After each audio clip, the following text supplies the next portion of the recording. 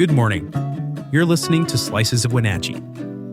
We're excited to bring you a closer look at one of our top stories and other important happenings every Tuesday, Thursday, and Saturday. Today, Wenatchee schools are bracing for a steep enrollment drop in the years ahead, and officials say it could reshape the district for the next decade. Before we continue, have you joined Neighbor yet? If not, download the app today and join local conversations about issues that matter. Neighbor is a site just for our local community focused on facts, not misinformation. Best of all, it's free for everyone. To learn more, visit wenatcheeworld.com/NABUR. Now, let's jump in. The Wenatchee School District is projecting a significant decline in student enrollment over the next 5 years, more than 800 students district-wide, a trend district leaders say will have lasting impacts on everything from staffing to program funding. At this week's school board meeting, Finance Director Sean Fitzgerald presented the enrollment forecast, tying the projected losses to long-term shifts in local birth rates, housing affordability, and a growing number of families choosing alternatives like private and charter schools. The steepest declines are expected at the elementary level, where smaller kindergarten classes are already setting the tone for the years ahead. This fall, 54 fewer kindergartners enrolled compared to the previous year, a signal that the district is graduating far more students than it brings in each fall. That imbalance creates a ripple effect, with smaller class sizes moving through each grade level year after year. Birth rates in the district peaked around 2014, and across Chelan County a year later. But since then, both have steadily declined, with the lowest point hitting in 2020. District officials say a modest increase in birth rates last year offers a hint of eventual recovery, but even in the most optimistic scenario, they don't expect kindergarten enrollment to begin rebounding until at least 2029 or 2030. Meanwhile, there are some nuances in the numbers. Enrollment typically sees a small uptick from kindergarten to first grade, and that held true again this year. But between elementary and middle school, enrollment dips again, a trend the district attributes to the rise of new charter and private school options throughout the region. At the high school level, however, officials are seeing a reversal of that trend. This year, enrollment at Wenatchee High School actually increased, with 64 more seniors than the year before, and more students returning from out-of-district placements. Fewer students are leaving for Running Start, and programs like Accelerated Pathways appear to be helping retain upper-grade students. To navigate the downturn, the district is leaning into strategic planning.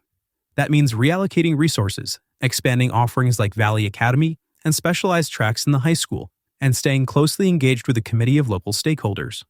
Diana Hagland, the district spokesperson, said they're also being deliberate about budget planning, trying to maintain current programming without overextending, while positioning the district for stability when enrollment levels eventually recover. There could be some short-term silver linings, such as smaller class sizes that benefit student learning, but they come with tough decisions. Fewer students means fewer dollars, which could impact staffing levels, building use, and how certain programs are prioritized. Hagland says there is still a need for fiscal discipline, while also protecting what matters most: quality instruction and student opportunity. For more, head over to wenatcheeworld.com.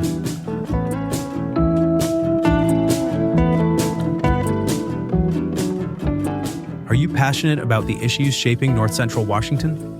Then you won't want to miss the Wenatchee World Forum at Pybus. This monthly event brings together newsmakers and the community to dive into the topics that matter most. It's your chance to engage, ask questions, and be part of the conversation shaping our region's future. Have questions or need more info? Visit wenatcheeworld.com/forum. Now, a few other stories you should know about. 3 separate house fires in the Wenatchee Valley this week left 1 woman and a dog dead, and fire officials are urging residents to take precautions. The most tragic incident occurred Wednesday morning on Crawford Avenue in Wenatchee, where a woman in her 60s or 70s died in a bedroom fire that may have been caused by smoking while using oxygen. 2 additional fires in East Wenatchee over the weekend were both kitchen-related. One started by an unattended lithium battery, and another likely caused when a dog accidentally turned on a stove burner. Firefighters responded quickly in each case, but officials are reminding the public to never leave charging batteries unattended and to take care with kitchen safety and home oxygen equipment. At Lake Chelan, The Halloween spirit went deep this year, literally, as the Wenatchee Area Divers Club held its annual underwater pumpkin carving contest. About 10 divers took part in the chilly 35-foot deep event, carving pumpkins using only dive knives while wearing heavy wetsuits or dry suits. Club President Dale Newman said the rules are strict and the creativity is high, with judging often left to random beachgoers. The event is part of a series of year-round holiday dives organized by the club, which also includes Christmas tree decorating and Easter egg hunts beneath the surface. For anyone curious about diving or interested in joining the club, monthly meetings are held at Abby's Pizza in East Wenatchee.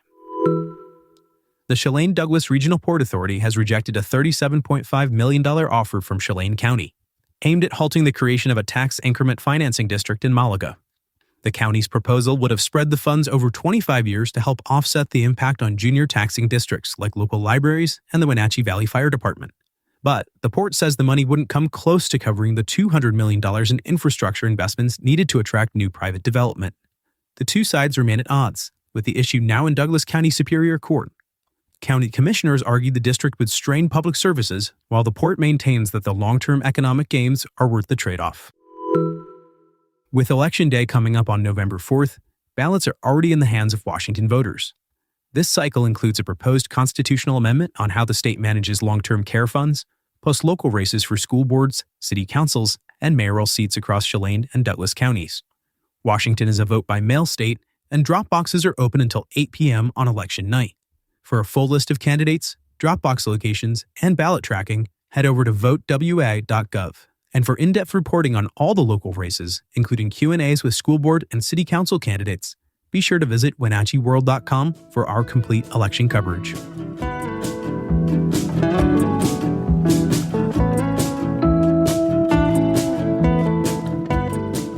Thanks for listening. For more information on all the stories you heard today, visit us at WenatcheeWorld.com.